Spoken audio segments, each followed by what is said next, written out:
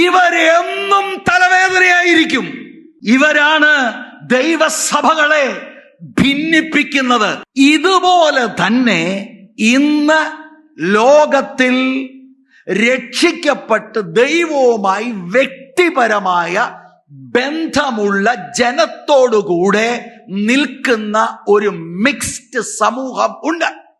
എന്താ വിശ്വസിക്കുന്നത്? ആരെയാ വിശ്വസിക്കുന്നത്?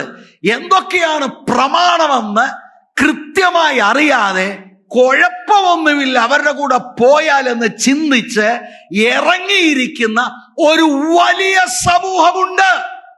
യൂണിവേഴ്സൽ ചർച്ച് അറിഞ്ഞിരിക്കണം, ഇതിനകത്തുണ്ട് അങ്ങനെയുള്ളവർ. They are a mixed multitude.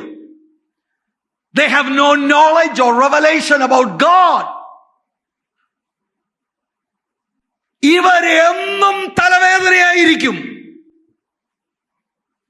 ഇവർ ദൈവ സാന്നിധ്യം അനുഭവിക്കും, നല്ലതാന്ന് പറയും. പക്ഷേ ആ സാന്നിധ്യം തന്ന ദൈവവുമായി വ്യക്തിപരമായി കമ്മിറ്റ്മെന്റ് ഇവർക്കില്ല. ഇവരാണ് ദൈവസഭകളെ ഭിന്നിപ്പിക്കുന്നത്. പുറത്തു നിന്നല്ല, അകത്ത് നിന്ന്. കാരണം ഇത് അകത്ത് കയറി ചേർന്നിരിക്കുക. ആരാ യഥാർത്ഥ വിശ്വാസി, ആരാണ് വിശ്വാസം ഇല്ലതെന്ന് പുറത്തു നോക്കിയാൽ തിരിച്ചറിയത്തില്ല. ഇങ്ങനെയുള്ളവരാണ് അകത്തിരുന്ന് പരിപാടികൾ ചെയ്ത് ദൈവസഭകളെ ഭിന്നിപ്പിക്കുന്നത്. They are a mixed multitude.